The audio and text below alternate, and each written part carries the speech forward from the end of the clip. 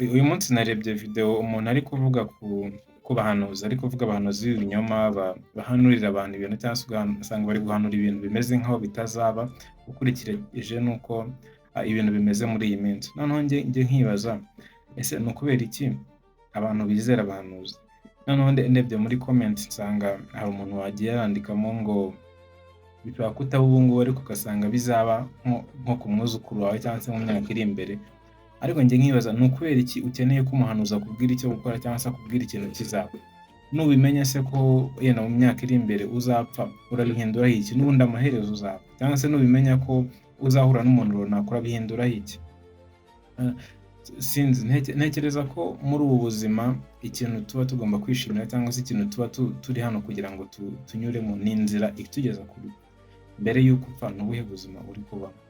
Kubera ko nk'iyo uri kureba filime ntabwo uhita utarutsa ngo ujye kureba iherezo, ahubwo urabanza ukenjoyinga filime, ibihe bibi, ibihe byiza, handi umuntu aba ari kunyura mu bihe bikomeye ukareba uko abivamo, noneho kugeza bigeze ku iherezo, noneho nawe kugeza ku iherezo ukabyishimira.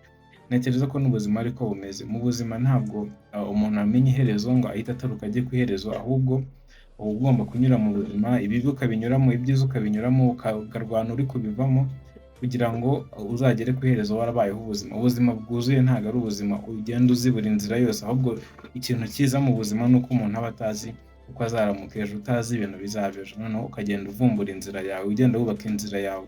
Ntekereza ko ariko ubuzima bwakabaye bumeze.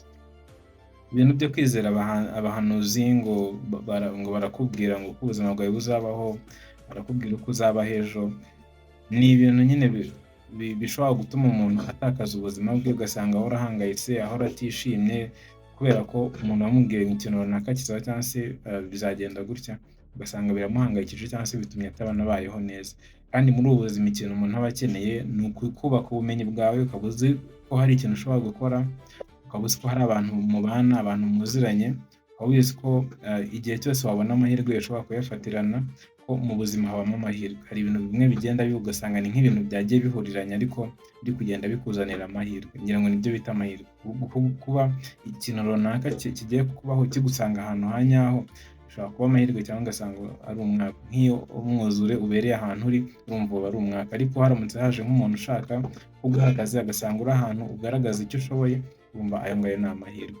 Ngira ngo ubuzima bwuzuyemo ibintu byinshi nk'ibyo ngibyo, ntabwo twabirekera abantu batubwira ngo bizagenda gutya, ahubwo umuntu aba agomba kubaka ubuzima bwe, agahitamo uko ubuzima bwe buzagenda, ugahitamo ibizakubaho, ugahitamo abantu muzahura, inshuti zawe ukazihitamo, ugahitamo ibyo bintu byose nyine. Turi mu isi irimo abandi bantu, ntabwo ibintu byose bishobora kugenda uko tubishaka, ntabwo ibintu byose byagenda 100% uko tubishaka, ariko byibuze dushobora kubaka ubuzima bwacu uko twebwe tubushaka, tukagerageza ibyo dushoboye, noneho ibindi tukabirekera isi cyangwa se amahirwe. Nk'uko nari nabivuze, hari ibintu nyine biba ugasanga ni nka coincidence, ibintu biri guhurirana cyangwa se ari ibintu byakabaye biba mu buzima bwawe.